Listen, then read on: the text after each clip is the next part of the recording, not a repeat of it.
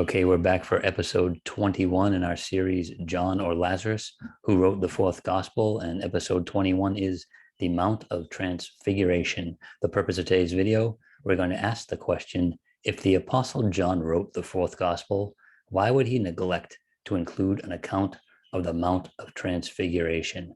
Now, a possible response someone might have, well, that's just an argument from silence. John's not required to write about it. But let's take a closer look at this. Let's hear what Jesus and Peter said about the event. Jesus commands Peter, James, and John. This is what he said to them as they were coming down from the mountain. He said, as they came down from the mountain, he commanded them that they should tell no one the things they had seen till the Son of Man had risen from the dead. So even initially, although they weren't supposed to tell the people, it was still a command to tell the people after Jesus has risen from the dead. So Peter, he wrote about it at least once. We know that he wrote about it in 2 Peter chapter 1, where he basically says that was a preview. He had the prophetic word confirmed. And if we believe that, Mark's account of the gospel is possibly Peter's, that's another possibility. James, he had a pretty good excuse not to write about it. It doesn't appear that he wrote anything, and he was martyred in Acts chapter 12, which I believe people point to about 44 AD. So how about John? Does he have an excuse? Was he disobedient?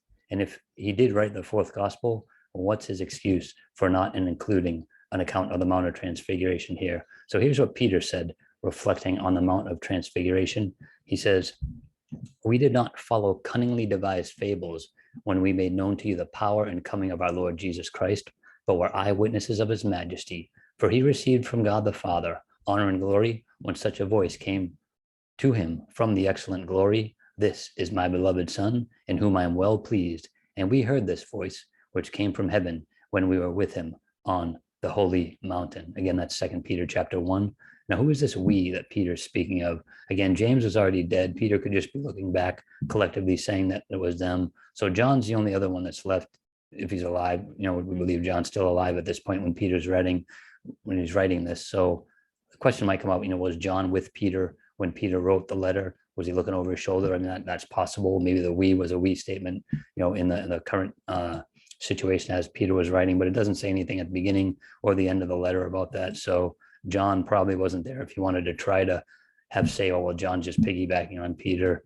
Well, again, if John's writing his own gospel, you'd think he should still include an account of this. So consider this. If he had an opportunity to write about the Mount of Transfiguration, he would have written about it. However, it is not recorded in the fourth gospel. Was this not important to John? Seeing Jesus transfigured, seeing Moses and Elijah, hearing the audible voice of God?